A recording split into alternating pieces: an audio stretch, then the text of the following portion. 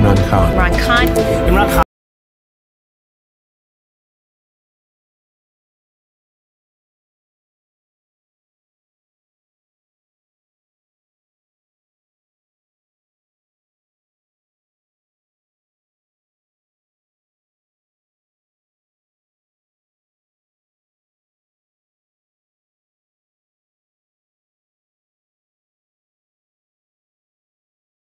पाकिस्तान जिंदाबाद।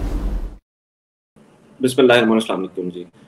इमरान खान साहब को जी 34वां दिन है, वो अब तक जेल में हैं और उनको जो पहले जिस झूठे केस में सज़ा हुई और जो टाउट जज दिलावर हैं, जो उन्होंने बड़ी जल्दी में जो सज़ा सुनाई, बग़ैर गवाहान को तलब किए, बग़ैर जो है वो एक्यूज़ का केस सुने, ये तमाम चीज़ें आपके सामने, उसको इस्लामाबाद हाई कोर्ट ने मुअत्तल किया उस सज़ा को।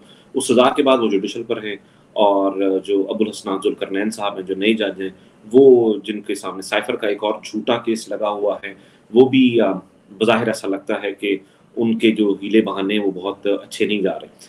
पिछले हफ्ते के केस लगना था ज़मानत के लिए, आप सब जानते हैं, लेकिन उसके बाद जो है वो भी डिले हो गया। लेकिन मैं इसकी फर्दर डिटेल जो है वो मेरे ख्याल से हम इमरान खान साहब के जो वकील हैं, वकला टीम में से जो हैं बैरिस्टर गौहर साहब, उनसे हम बराह रास्त ये सवालात करते हैं। अस्सलाम वालेकुम बैरिस्टर साहब, कैसे हैं?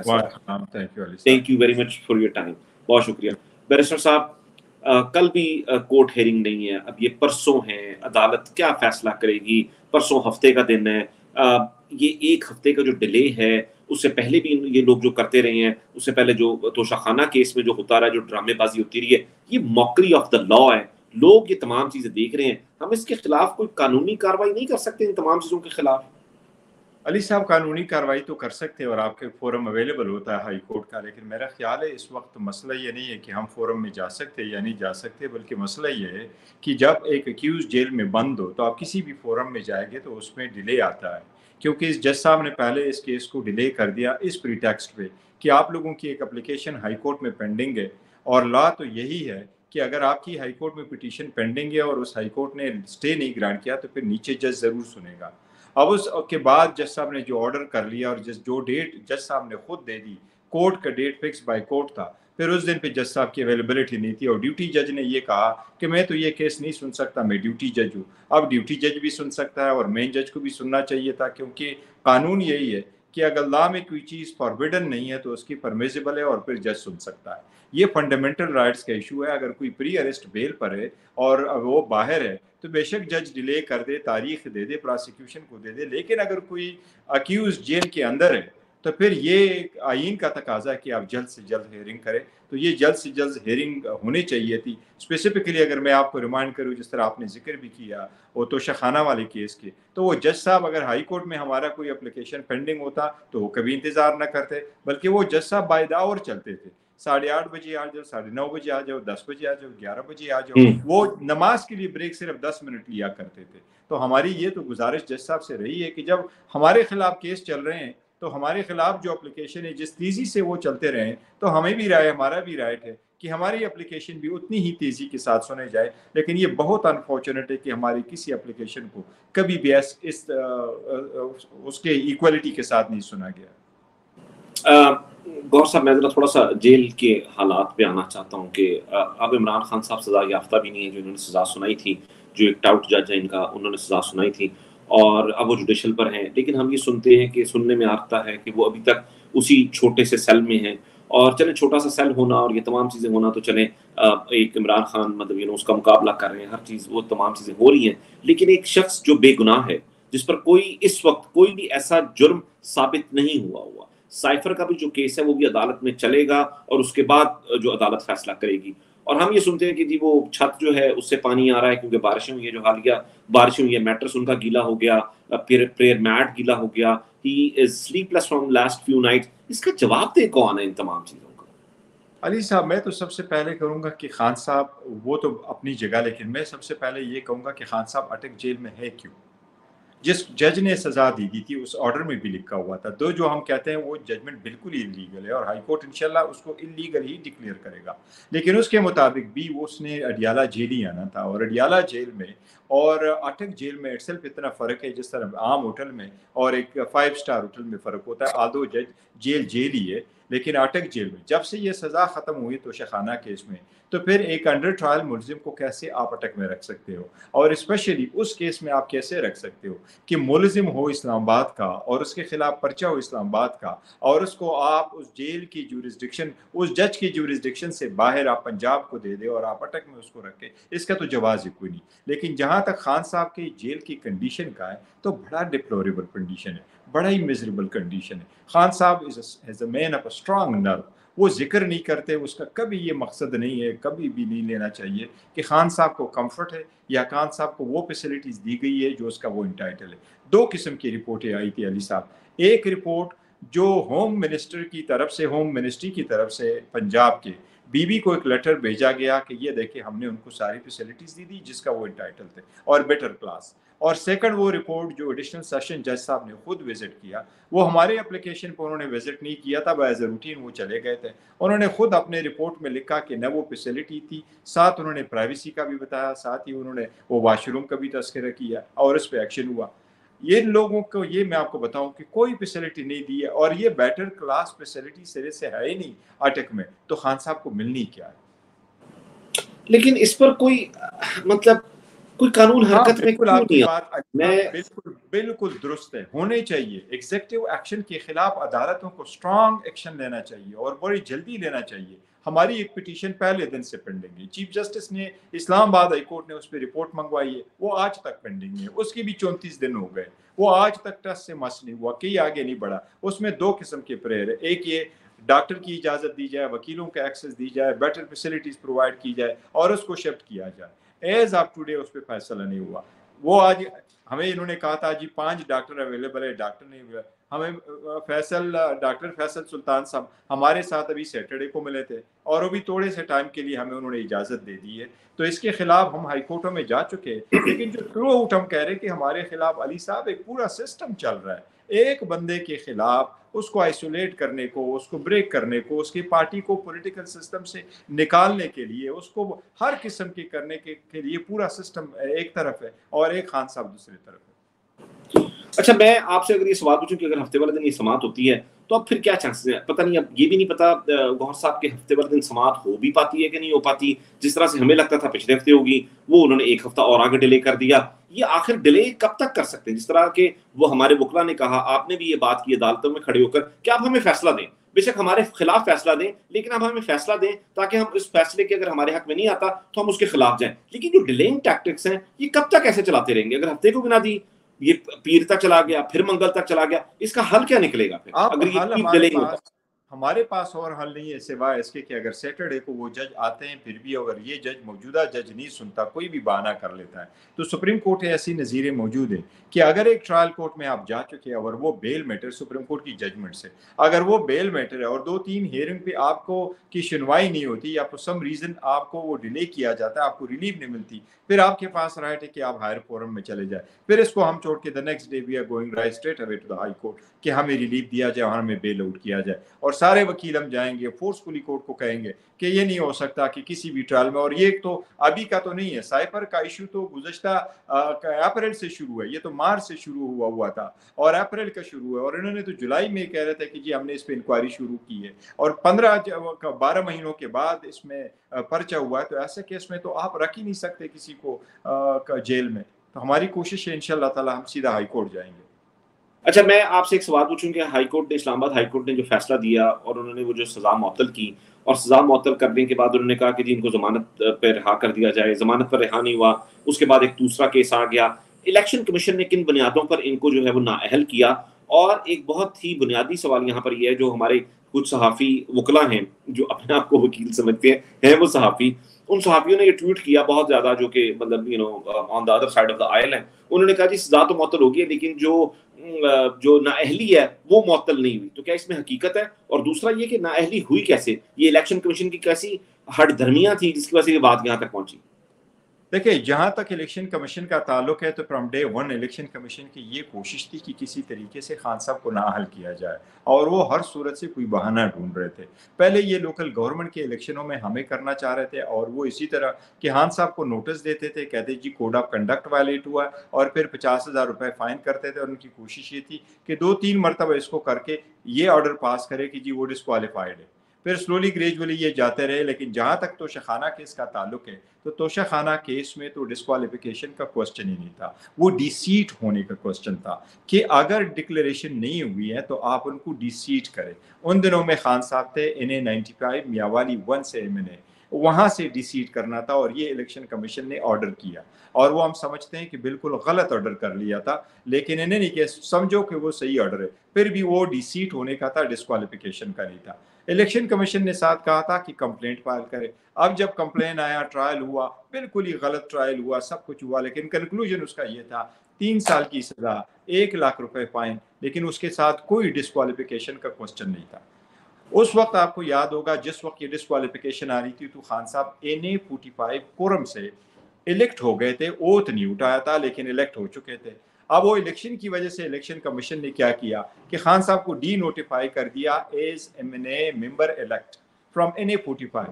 ساتھ یہ لکھ لیا کہ ہم خان صاحب کو ڈسکوالیفائی کرتے ہیں انڈر آرٹیکل 63(1)H. علی صاحب آرٹیکل 63(1) اس سرکمسٹانسز میں اپلائی ہوتا ہے جب کوئی بندہ وہ مورل ٹرپیچیوڈ کے کیسز میں سزا ہوئی ہو اس کو, اور اس کو 2 سال سے زیادہ ہوا, کنوکٹ ہوا اور پھر سزا ہوئی ہو. اب یہ مورل ٹرپیچیوڈ والے کیسز جو ہے یہ ابسولوٹلی ڈفرنٹ ہے, یہ نان ڈکلیریشن والے کیسز کو اپلیکیبل نہیں ہوتا. میں آپ کو بتاؤں 2010 سے الیکشن کے کیسز شروع ہو گئے تھے جس میں افطار چودھری صاحب یہ لے کے آئے تھے کہ وہ صادق اور امین نہ ہونے والے کیسز تھے. وہ 62(1) کے کیسز ہوتے تھے, سپریم کورٹ ڈکلیریشن میں ڈیسائیڈ کرتی تھی, ایویڈنس ریکارڈ کرواتے تھے, وہ کیسز الگ تھے. کسی بھی MNA کو کبھی بھی سپریم کورٹ یا ہائی کورٹ یا الیکشن کمیشن نے انڈر آرٹیکل 63(1)H کبھی بھی ڈسکوالیفائی نہیں کیا. یہ الیکشن کمیشن کا جو آرڈر ہے, نوٹیفیکیشن ہے, بالکل انلیگل ہے, غلط ہے, انکانسٹیٹیوشنل ہے, اور یہ بہت بدنیتی پر مبنی ہے, کیونکہ الیکشن کمیشن نے ایک رول پلے کیا کسی اور کے لیے ڈسکوالیفیکیشن کرنے کا, تو انہوں نے یہ نوٹیفیکیشن کیا. لیکن ایزیوم کرے کہ یہ نوٹیفیکیشن ہے, اور آپ کا صحیح کوسچن ہے کہ کوئی جرنلسٹ وہ لائر بن کر کے یہ کہتے ہیں کہ جی نہیں ڈسکوالیفیکیشن ہے. علی صاحب وہ ڈسکوالیفیکیشن جو توشخانہ کی ججمنٹ کو بیس بنا کے الیکشن کمیشن نے کیا ہے. اب اس آرٹیکل 63(1)H کے 2 کرائٹیریا, کنوکشن اینڈ, لفظ یہ لکھا ہوا, conviction and sentence to more than 2 years. اب جب ہائی کورٹ نے سینٹینس سسپینڈ کر دیا تو سیکنڈ جو لمب ہے وہ تو ختم ہو گیا نا یہ 63(1)H کا, اس لیے وتھ سسپینشن آف سینٹینس, یہ میں نے کئی مرتبہ بولا. تو جب یہ والا لمب ختم ہو گیا لہٰذا وہ ڈسکوالیفیکیشن ختم ہے. سو ایز وی اسپیک الحمدللہ خان صاحب کی کوئی ڈسکوالیفیکیشن نہیں ہے. البتہ الیکشن کمیشن کا جو نوٹیفیکیشن ہے اس کو ایون ادروائز ہم وہ چیلنج کریں گے تاکہ وہ نوٹیفیکیشن بھی سیٹسفائیڈ ہو جائے. اچھا, یعنی اس کا مطلب یہ ہے کہ عمران خان صاحب اس وقت جو ہیں وہ نااہل نہیں ہیں, وہ اگر رہائی پر آتے ہیں, ضمانت پر آتے ہیں تو وہ الیکشن لڑ سکتے ہیں. آپ کا یہ مطلب بالکل ٹھیک ہے. اب ذرا اس کو تھوڑا سا آگے بڑھاتے سائفر کی بات کریں تو گوہر صاحب ہم یہ جانتے ہیں کہ سائفر کا جو کیس ہے کتنا فرولس ہے, کتنا جھوٹا کیس ہے. یہ سٹارٹ کیسے ہوا؟ پہلے یہ کہتے رہے سائفر ہے نہیں, اس کے بعد یہ کہتے رہے یہ کاغذ کا ٹکڑا ہے, اس کے بعد یہ کہتے رہے یہ سازش نہیں ہے, نرم مداخلت ہے, اس کے بعد تینوں چیفز بیٹھے, تینوں چیفز نے اس پر سائن کیے, ڈی مارچ کیا گیا, یہ تمام چیزیں ہوئیں, ایک اخبار نے اس کو شائع کر دیا, انہوں نے یہ والا الزام لگا دیا. کیا وزیر اعظم کے اوپر, کسی بھی وزیر اعظم کے اوپر کیا یہ والا کیس بن سکتا ہے سیکرٹ ایکٹ کے تحت جو انہوں نے یہ بنایا ہوا؟ علی صاحب absolutely not. دیکھیں سائفر ایک حقیقت ہے, آپ نے بالکل صحیح فرمایا. سائفر آیا ہوا تھا, سائفر کے کوڈڈ ورڈ تھے, وہ کوڈڈ ورڈ فارن آفس میں آج بھی موجود ہے, وہ وزیر داخلہ نے بھی ایڈمٹ کیا کہ موجود ہے, اور اس کی موجودگی کا سب سے بڑا ثبوت یہ ہے کہ فارن آفس کی طرف سے اس وقت بھی اس کیس میں کوئی بھی کمپلیننٹ نہیں ہے کہ ہمارا سائفر مس ہوا ہے. اب بائی لا سائفر کی ایک copy according to the rule of business صدر کے پاس جانی ہے, وہ صدر کے پاس بھی ہے, وہ چیف جسٹس کے پاس بھی جا چکی ہے, وزیر اعظم کو اس کا ڈیکوڈڈ ورژن آتا ہے. اب وزیر اعظم کے آفس میں جو کاپی آتی ہے وہ تو وزیر اعظم پاس نہیں رکھتا, جیب میں نہیں رکھتا. اگر اس کے پاس ہے تو اس کے سارے ڈاکومنٹیشن کے جو کسٹوڈین ہے وہ اسٹیبلشمنٹ ڈویژن ہے, وہ ان کی کیبنٹ ڈویژن ہے, اور ان کی سیکرٹری ہے, وہ پرائم منسٹر خود نہیں کیا کرتا. اب جو انہوں نے کیس کیا ہے اس کیس کو ذرا ایک نظر کے لیے اگر آپ پڑھ لیں کہ انہوں نے کیا کیس کیا. کیس میں یہ لکھا ہے کہ ان اتھرائزڈ استعمال ہوا ہے, اور وہ جو سائفر ہے اس کو ریٹین کیا گیا ہے. अब रिटेंशन का लॉ ये है कि रिटेंशन जहाँ तक लफ्ज़ लिखा है कि आपने रिटेन किया, ये लॉ नहीं था रिटेंशन वाला। ये खान साहब के लिए स्पेसिफिकली जो ऑफिशियल सीक्रेट एक्ट में इन्होंने तरमीम कर ली 2023 में, तो ये एक लफ्ज़ सेक्शन 5 में लेके आए, रिटेन टू रिटेन, जो बिल्कुल ही गलत है और वो लॉ बना भी नहीं है क्योंकि सदर ने दस्तखत नहीं किया। लेकिन दूसरा लफ्ज़ उन्होंने साथ ये इस्तेमाल किया कि आपने अनथराइज इस्तेमाल किया। दूसरा, अब अनथराइज कैसे इस्तेमाल हो? अगर बाहर मुल्क से एक साइफर आ जाए तो क्या फॉरेन मिनिस्टर की रिस्पॉन्सिबिलिटी नहीं कि वज़ीर आज़म के नोटिस में लाएं? वज़ीर आज़म की रिस्पॉन्सिबिलिटी नहीं वो कैबिनेट में रखे? कैबिनेट ने उसको देखा, कैबिनेट ने कहा जी इसको सिक्योरिटी कमेटी में ले जाओ। नेशनल सिक्योरिटी कमेटी ने देखा और सब सर्विसेज चीफ भी वहाँ मौजूद है, सब ने यूनानिमसली किया कि यस इसमें थ्रेट मौजूद है, इंटरफेरेंस मौजूद है, इसको डिमार्च कराओ, प्रोटेस्ट करो। वो हो गया। फिर उसके बाद ये कैबिनेट में जाता है, वहाँ से ये डी क्लासीफाई हो जाता है। इसमें जुर्म किस चीज़ का आ गया? ये तो अगर वज़ीर आज़म न करता तो उस वज़ीर आज़म के खिलाफ होता कि मुल्क के खिलाफ इतना बड़ा थ्रेट आया, लेटर आया और आप उस पर बैठ गए। तो ये तो है ही गलत। जिस तरह तोशाखाना का केस नहीं था अली साहब, इसी तरह ये सारे केसेस हैं। ये तो फ़कत बहाने हैं।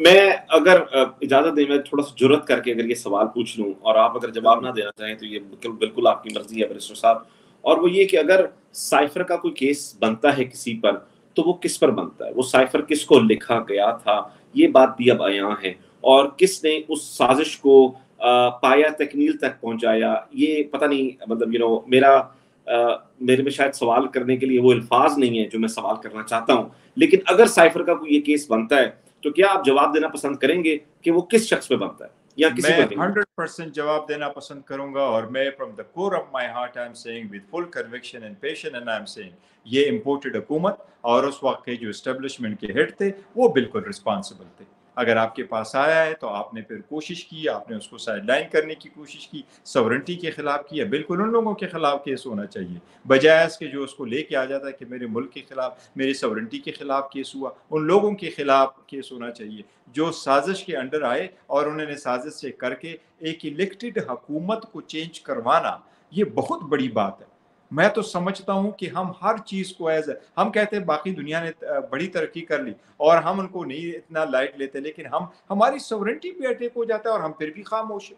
हमें कहा जाता है कि अपना प्राइम मिनिस्टर चेंज करो, और वो डिकोड होकर के सबके सामने आया, उस पर हम डिमार्च करते हैं, उस पर प्रोटेस्ट करते हैं, और फिर हम उस बंदे को वो ट्रायल पे कर देते हैं जो वज़ीर आज़म है और जो जिस पे कार्रवाई कर ली अपने सॉवरेंटी को प्रोटेक्ट करने के लिए। कार्रवाई उनके खिलाफ होनी चाहिए थी जो सारे इस प्रोसेस के हिस्सा बने। मेरे साहब, आप एक और सवाल है और वो मैं पूछना चाहता हूँ और मैं चाहता हूँ कि आप उसका जवाब जो है, लोग जो है बहुत नाउमीद हैं, मायूस हैं लोग, इन तमाम सूरत हाल को देख के। अबुल हसन जुल्करनैन की अदालत हो, वो जज दिलावर हो, इस तरह के इस्लामाबाद हाई कोर्ट के चीफ जस्टिस साहब हों जिन पर हम अदम एतमाद का इजहार ऑलरेडी कर चुके हैं, ये तमाम चीज़ें जब लोग देखते हैं कि जब ये मॉकरी ऑफ द लॉ है और किस तरीके से कानून को जो है वो अपने घर की रखेल बनाया हुआ है, एक्सक्यूज माई वर्ड्स प्लीज, लेकिन अगर इस तरह की तमाम चीज़ें की हुई हैं, और मैं ये पूछना ये चाहता हूँ कि एक बहुत ही मुहतात अंदाजे के मुताबिक अगर मैं आपसे पूछूं कि इमरान खान साहब की कब तक रिहाई जो है वो मुमकिन है, कि वो कब जो है अपने घर में वापस आ सकेंगे इन तमाम सूरत हाल को देखते हुए, तो आपका इस पर क्या ऑनेस्ट आंसर होगा? देखिए, मेरा ऑनेस्ट आंसर ये है कि एक तो पहले मैं आपको कहूँ मायूसी गुनाह है, मायूस ना होना। इंशाअल्लाह ताला हमारे अदलिया से कोई टक्कर नहीं है सिवाय चंद जजेस के जिनके खिलाफ हमने दरखास्तें दी हैं फॉर रीज़न दी है कि सर आपसे हमें तवक्को नहीं है इंसाफ की, आप हमारा केस न सुने। शॉर्ट ऑफ इट जो अदलिया है वो अब बेदार हो रही है, अदलिया कोशिश कर रही है, टफ सर्कमस्टांसिस में कोशिश कर रही है, जहाँ जहाँ रिलीफ हो सकता है अदलिया कोशिश कर रही है और इंशाल्लाह करती रहेगी अदलिया। लेकिन जो केसेस इन लोगों ने कोशिश की थी खान साहब के, वो सारे केसेस जो हमारे खान साहब बेल पर थे, वो बेलों में जो कोर्टों ने डिसमिस कर दी फॉर दिस ग्राउंड कि आप पेश नहीं हुए, उसमें भी हम हाई कोर्ट जा चुके हैं और हाई कोर्ट में हमारी पिटीशन लग चुकी है। आज भी इस्लामाबाद हाई कोर्ट ने सबसे रिपोर्ट मांगी है कि कौन कौन से केसेस है जिसमें आपने गिरफ्तारी डाली और किसी में नहीं।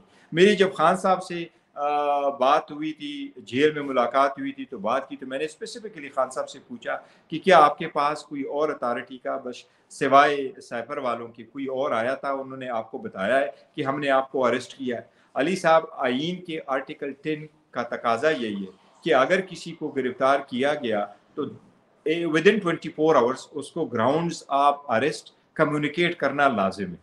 اور اگر اس کی کسٹڈی چاہیے تو ود ان 24 آورس اس کو کورٹ میں پروڈیوس کرنا ہے. اگر کسٹڈی نہیں چاہیے پھر بھی ود ان 24 آورس ریزنز بتانے. خان صاحب کو کوئی نہیں بتایا گیا کہ کسی اور کیس میں ہے. اگر یہی سچویشن ہے کسی اور کیس میں اریسٹ نہیں ہے جس میں ہمارے بیلیں چل رہی ہے نیکسٹ ویک تک, مجھے امید ہے انشاءاللہ تعالیٰ نیکسٹ ویک سے آگے خان صاحب کی جو بیل ہے وہ نہیں جائے گا انشاءاللہ تعالیٰ 20 سپٹمبر سے پہلے انشاءاللہ خان صاحب اپنے لوگوں کے ساتھ ہوں گے. چلے 20 سپٹمبر میں بھی 13 دن ہے گوہر صاحب, بیرسٹر صاحب, لیکن ٹھیک ہے, میں یہی چاہتا تھا کہ آپ کوئی مطلب اس طرح کا وہی جواب دیں جو آپ کو لگتا ہے کہ جس طرح سے جو میکسیمم آگے جا سکتا ہے. آخری سوالوں کی طرف میں بس جا رہا ہوں, ایک آدھا میرا سوال ہے اور وہ یہ ہے کہ بیرسٹر صاحب میں آپ کسٹوڈین آف دا لا ہیں, ٹھیک ہے, آپ جیسے جتنے بھی لوگ ہیں وہ اس قانون کے رکھوالے ہیں, اس قانون کی, اس آئین کی حفاظت کی ذمہ داری آپ لوگوں پر ہے. ہم کیوں اتنے بڑے لیول پر وکلا تحریکیں نہیں دیکھ پا رہے؟ آج بالکل ایسا ہوا ہے کہ سپریم کورٹ بار کا جو وہ بہت زیادہ لوگوں نے وہاں پر شرکت کی. لطیف کھوسہ صاحب تھے, اعتزاز احسن صاحب نے وہاں پر خطاب کیا, مطلب لاہور ہائی کورٹ بار والوں نے کیا, سب لوگوں نے کیا. لیکن ہم اس طرح سے تحریک, اور ہم اگر تحریک انصاف کی بات کی جائے تو تحریک انصاف بالخصوص اس وقت بہت زیادہ مضبوط بھی ہے. تو اس کی آخر کیا وجہ ہے کہ اور چھوڑ دیجیے تحریک انصاف, اس وقت تو یہ بات ہے کہ ایک پولیٹیکل موٹیویٹڈ کیسز ایک شخص کے خلاف ہے جس ملک کا سابقہ وزیر اعظم بھی ہے اور اس کی جماعت کے خلاف ہیں, تو آخر وکلا کے ساتھ کیا ایسا ہو کہ ایک وکلا تحریک شروع ہو جائے؟ دیکھیں, وکلا تحریک تو میں سمجھتا ہوں کہ ابھی ڈیفینیٹلی شروع ہو جائے گا. وہ کچھ عنصر ایسے ضرور تھے کہ وہ متفق نہیں ہو سکے, اور وہ اس طرح تھا کہ 3-4 قسم کی قوتیں مختلف فورم پہ کام کر رہے تھے, اور آدھو سارے اپنے اپنے حساب سے لگے ہوئے تھے. جس طرح پاکستان بار کونسل کام کر رہا تھا, سپریم کورٹ بار ایسوسیشن کام کر رہا تھا, اعتزاز صاحب اور کوسہ صاحب کی بھی ایک بڑی قوت ہے, وہ دونوں بھی کر رہے تھے. تو یہ 3-4 قسم کے جو کوششیں تھی یہ الگ الگ تھی, اپنے ایک زمرے میں آپریٹ کر رہے تھے. لیکن اب جب کہ ساری اسمبلیاں ختم ہو چکی, 90 ڈیز میں الیکشن بھی ہونا ہے, کیسز بھی زیادتی ہونے ہیں, ابھی کورٹوں نے بھی دیکھ لیا کہ فار انسٹنس پرویز الہی صاحب کی بات کو دیکھ لیں, 3 مہینے میں اس کو 11 مرتبہ گرفتار کیا گیا. آپ کو اس کیس میں بھی گرفتار کیا جاتا ہے جو آپ کے خلاف نہ بھی ہو, پھر بھی بہانہ ڈھونڈا جاتا ہے کہ جی کون سے کیس میں اٹھائیں, اور جج چھوڑ دیتا ہے. تو ابھی ہائی کورٹ سے نکلا نہیں, گھر پہنچا نہیں, اور راستے میں اسلام آباد کے کیس کے لیے اریسٹ کر کے اتنی جلدی سے اس کو لایا جاتا ہے, اوور نائٹ اس کو پہنچایا جاتا ہے. تو ججز نے بھی ریئلائز کیا کہ لا لیسنس بہت بڑھ گیا, یہ ایکسٹرا کنسٹیٹیوشنل کام ہے, یہ کنسٹیٹیوشنل کے زمرے میں آنے والے کام نہیں ہے. اس لیے سارے لوگ الرٹ ہو گئے کہ آج بے شک پی ٹی آئی یا پی ٹی آئی کے ورکر اور سپورٹر, لیکن کل ایک اور پولیٹیکل پارٹی, پرسوں ایک اور پولیٹیکل پارٹی, اور at the end of the day they will be ججز. اس لیے سارے لوگوں نے ریئلائز کر لیا کہ ہماری سب کچھ جو ہے وہ آئین اور قانون کے مطابق ہونے چاہیے. ایونچولی یہ دن آگے ہے. آج تو بڑا ایک منظم طریقے سے اس کا ابتدا کیا گیا. انشاءاللہ تعالیٰ نیکسٹ ویک سے آپ دیکھیں گے کوآرڈینیٹڈ ایفرٹ آیا. اب حکومت مجبور ہوگی, میرا خیال ہے اب رول اپ لا ہی رہے گا. اچھا, میرا آخری 1-2 سوالات ہیں, بس میں آخر کی طرف جا رہا ہوں. آپ کے وقت کا بہت بہت شکریہ سو فار جو آپ نے وقت دیا. آج اعتزاز احسن صاحب نے ایک بات کی اور وہ بڑی معنی خیز بات تھی. انہوں نے کہا عمر عطا بندیال صاحب معزز چیف جسٹس سپریم کورٹ کے جو ہیں, ان سے یہ کہا کہ آپ سے جو ہمیں امیدیں تھیں آپ وہ اس طرح سے آپ ہماری امیدوں پر پورا نہیں اترے. آپ جانے سے پہلے بالخصوص جو آرمی ایکٹ کا جو کیس ہے اس کے اوپر فیصلہ دے دیں, بے شک ہمارے خلاف, کیونکہ ان کی پٹیشن لگی ہوئی, ہمارے خلاف دیں, ہمارے حق میں دیں, جو مرضی دے دیں. ایک تو میرا, اور ہم ظاہر ہے جس طرح کہ آپ نے کہا ہمارا عدلیہ کے ساتھ نہ کوئی محاذ ہے نہ ہماری کوئی لڑائی ہے, سوائے چند ججز پہ جس میں ہم عدم اعتماد, جو کہ ہمارا قانونی حق ہے کہ ہم وہ یہ تمام چیزیں کر سکتے ہیں. اس کے بعد نئے چیف جسٹس قاضی فیض عیسیٰ صاحب آنے والے ہیں, معزز چیف جسٹس صاحب ہیں. ان کے بارے میں بہت زیادہ لوگوں کی قیاس آرائیاں یہ ہیں, اور لوگ یہ ایسا, اور پھر وہی بات میں تھوڑا سا صحافیوں کی طرف آؤں گا, کیونکہ اس ملک پہ جو افواہیں ہیں سب زیادہ وہ صحافیوں کی طرف سے پھیلائی جاتی ہیں, خبریں بھی انہیں کی طرف سے دی جاتی ہیں. بالکل ٹھیک بات ہے کہ وہ آئیں گے تو جی ایسی تیسی ہو جائے گی, سختیاں زیادہ ہو جائیں گی, یہ ہو جائے گا, وہ ہو جائے گا. So how do you think Supreme Court is going to react after a few days? And do you think کہ Umar Ata Bandial should have taken few actions? مطلب جس طرح کہ عدالتیں رات کو 12 بجے تک کھلی, ان کیسز میں بھی ان کو کوئی سو موٹو لے کے کوئی ایکشنز لینے چاہیے تھے؟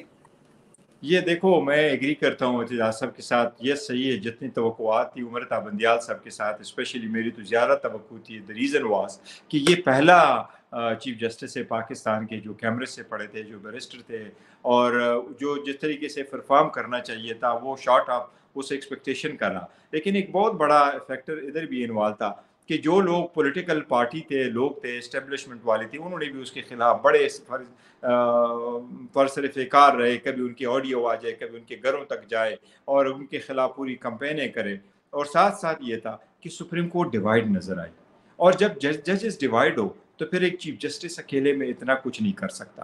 اب وہ بردر ججز کو ڈسپلن نہیں کر پا سکتے، نہ ہی اس کے پاس یہ اختیار ہے کہ ڈسپلن کرے. تو یہ ایک بدقسمتی سی تھی کہ وہ سپریم کورٹ اکٹھا نہیں چل سکا یہ والی. لیکن آفٹر آل یہ ختم ہو رہا ہے. میرا خیال ہے اب جو نیکسٹ چیف جسٹس آئیں گے وہ بھی ایسا نہیں کر سکیں گے. لیکن supreme court at the end of the day قانون کے لیے تو راستے میں جو بھی آئی رکاوٹ ہے اس کے خلاف تو سپریم کورٹ ضرور ایکشن کرے گی. لیکن یہ ایک ضرور ہے کہ جو ملٹری کورٹس ہیں، میں سمجھتا ہوں چاہے قاضی صاحب ہو، چاہے عمر تابندیال صاحب ہو، یہ اس کے خلاف ہے. یا الیکشن 90 ڈیز میں سپریم کورٹ کے مختلف ججز نے مختلف رائے دی ہے، لیکن کسی ایک جج نے یہ نہیں کہا کہ الیکشن 90 ڈیز میں نہیں ہوں گے. اس لیے میں سمجھتا ہوں کہ شاید قاضی فائزہ صاحب بھی ہوں گے، لیکن اس کے باوجود بھی انشاءاللہ تعالیٰ وہ ایکشن کریں گے. بالکل ٹھیک ہے. ہماری تو ظاہر ہے، ہماری تو توقعات جو ہیں وہ عدالت سے ہیں، مطلب اس سے کوئی فرق نہیں پڑ رہا ہے کہ کون چیف جسٹس آتا ہے اور کون جاتا ہے. یہ بالکل درست بات ہے، لیکن یہ بڑا سوالیہ نشان ہے کہ عدالت نے فیصلہ کیا، 14 مئی کی ڈیٹ دی، اور وہ آج تک عدالت اپنا لا اس کو امپلیمنٹ نہیں کروا سکی. اور ایک چھوٹا جج جو ہے سیشن کورٹ کا، اس نے ایک فیصلہ دیا اور 18 منٹ کے اندر اندر گرفتاری ہوگی. جب یہ لوگ یہ چیزیں دیکھتے ہیں تو لوگ فرسٹریٹ ہوتے ہیں. یہ سوالیہ نشان ہے عدلیہ پہ، بالکل سوالیہ نشان ہے. اور دیکھو عدلیہ سوالیہ نشان یہ ہے کہ عدلیہ کی کوئی اگر آپ اپنے آرڈر کو امپلیمنٹ نہیں کر سکتے، اور یہی ریزن ہے اس وقت جو انارکی ہے اس کے مین ریزن یہی ہے کہ وہ ایک اب آج کل یہ ارسٹوں کو دیکھے، اگر وہ ارسٹ کرتے ہیں پھر دوسرے کیس میں ارسٹ کرتے، پھر تیسری میں ارسٹ کرتے ہیں، کیونکہ عدالتیں اپنے آرڈر کو امپلیمنٹ نہیں کر سکتی. اور جب امپلیمنٹ کرنا شروع کرتی ہے تو اس کو انٹرپریٹ کر کے امپلیمنٹ کرتی ہے اور بڑا اسپیرنگلی کام کرتی، ٹیکنیکلٹی کی طرف جاتی ہے. اس لیے میں سمجھتا ہوں کہ جب ایکسٹراآرڈینری سرکمسٹانسز ملک میں پریویل کرتے ہوں جس طرح آج کل ہے، اس صورتحال میں کورٹوں کو بھی انپریسیڈنٹڈ آرڈر پاس کرنے ہوں گے اور out of the box solution ان کو ڈھونڈنا ہوگا تاکہ قانون کی بالادستی اور لوگوں کے بنیادی حقوق کے تحفظ کرے، کیونکہ کورٹس ہی امین ہیں ان لوگوں کے بنیادی حقوق کے تحفظ کے. آخری میرا سوال ہے، آپ عمران خان صاحب سے ابھی 2-3 دن پہلے ملے ہیں، آپ کی ملاقات ہوئی ہے، وہ جیل میں، آج تو ان کو 34واں دن ہے، جب آپ ملے تھے وہ 29واں یا 30واں دن تھا میرے خیال سے. پرعزم ہیں، مضبوط ہیں، جس طرح کے کیسز اور جس طرح کی ٹریٹمنٹ ان کو دی جا رہی ہے فزیکلی، مینٹلی، ہاؤ از ہی؟ خان صاحب بہت مضبوط ہے الحمدللہ، ہائی مورال میں. میری جب ملاقات ہوئی تو I was astonished by one factor جو میں نے شاید ولی خان کی اور بھٹو صاحب کی سنی تھی، لیکن میں نے آنکھ کو دیکھا حال ہے وہ خان صاحب ہے. اور خان صاحب نے 40 منٹ میں سوائے آخری 2-3-4 منٹ کے جب ہم ان کو بریف کر رہے تھے، خان صاحب یہ کبھی بھی نہیں پوچھا مجھے کب نکال رہے ہو، میرے کیسز کیا بنا، آپ تو مجھے کیا ہو، یہ کون، مجھے میں کس حالت میں ہوں. خان صاحب نے تھرو آؤٹ فکر کیا ڈالر کیوں بڑھ رہا ہے، انفلیشن کیوں زیادہ ہے، ٹیررزم کی طرف دیکھو، یہ الیکشن جو نہیں ہو رہے، انسرٹنٹی جو بڑھ رہی ہے، پبلک وہ ہے، ملک کا نقصان ہو جائے گا، ساری پولیٹیکل اس بات پہ. وچ آئی مین ٹو سے کہ خان صاحب کا مورال بہت ہائی الحمدللہ، اور اللہ اس کو ہائی رکھے. یہ لوگ اس کو جیل میں بیچ کے یہ سوچتے ہوئے کہ شاید ہم ان کو توڑ سکیں گے، لیکن کروڑوں لوگوں کی دعائیں خان صاحب کو کوئی نہیں توڑ سکتا. انشاءاللہ اللہ ہی ان کو بچا رہا ہے اور اللہ اس قوم کی ترقی اور سربلندی کے لیے اس کو لے کے آئے گا انشاءاللہ تعالی. بیرسٹر گوہر صاحب، آپ کے وقت کا بہت بہت شکریہ. ہم آپ کا شکریہ ادا کرتے ہیں تمام سپورٹران اور ووٹران کی طرف سے بھی کہ آپ عمران خان کا کیس، آپ جتنے بھی وکلا ہیں، بڑی دلیری کے ساتھ، بہادری کے ساتھ، جوان مردی کے ساتھ آپ کو لڑ رہے ہیں. اس پورے پریشر کو آپ لوگ ہینڈل کر رہے ہیں. ہم تمام لوگوں کا آپ کو سلام. اللہ تعالیٰ آپ لوگوں کو استقامت دے. خان صاحب ہمارے انٹروڈکشن، اللہ تعالیٰ آپ کو اور اس میں استقامت دے، اور اللہ تعالیٰ کرے کہ خان صاحب ہمارے ساتھ بہت جلد ہمارے ساتھ موجود ہوں. آپ کے پروگرام میں شرکت کا بہت شکریہ. آج ہی ہمارے ساتھ بیرسٹر گوہر صاحب تھے. انہوں نے جس طرح سے باتیں کی، ہم نے بہت سے کچھ ایسے سوالات بھی پوچھے کہ اگر سائفر پر کیس ہوا تو کس کے خلاف ہوگا. ہم نے اس طرح کی بات بھی پوچھی عمر تابندیال صاحب کے بارے میں.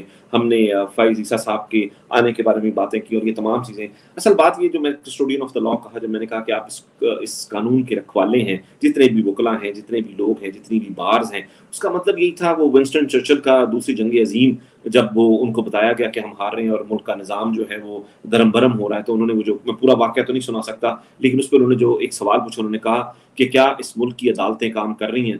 تو اس نے حیرت سے پوچھا کہ ہاں عدالتیں تو کام کر رہی ہیں، مگر اس سے کیا تعلق ہے؟ تو انہوں نے کہا کہ اگر عدالتیں کام کر رہی ہیں تو یہ ملک کہیں نہیں جا رہا، تو یہ عدالتوں کا کام ہے، سب سے پہلا، دوسرا، تیسرا، چوتھا، پانچواں، رول آف لا. اور یہی عمران خان صاحب کہتے ہیں، یہی پاکستان تحریک انصاف ہے جو یہ کہتی ہے کہ ہر طاقتور کو اور کمزور کو قانون کے نیچے لایا جائے. اور یہ جو فریولس کیسز ہیں، یہ جو جس طرح بھی پولیٹیکل موٹیویٹڈ کیسز ہیں، یہ جو لوگ بھی کر رہے ہیں، جو بھی ڈورے ہلا رہے ہیں، اگر آپ سمجھتے ہیں کہ کوئی نہیں جانتا، یہ سب جانتے ہیں، پوری دنیا جانتی ہے، پوری دنیا کو پتہ ہے کہ یہاں پر کیا ہو رہا ہے. اور میں بار بار یہ بات کہتا ہوں، میں دوبارہ یہ بات کہوں گا کہ تاریخ کا بہت بڑا ظلم ہے، بہت ظالم ہے تاریخ، اور تاریخ کا سب سے بڑا ظلم یہ ہے کہ وہ اپنے آپ کو ہمیشہ یاد رکھتی ہے. تو تھوڑا خیال کیجیے. آپ تمام لوگوں کا بہت شکریہ. پاکستان زندہ باد.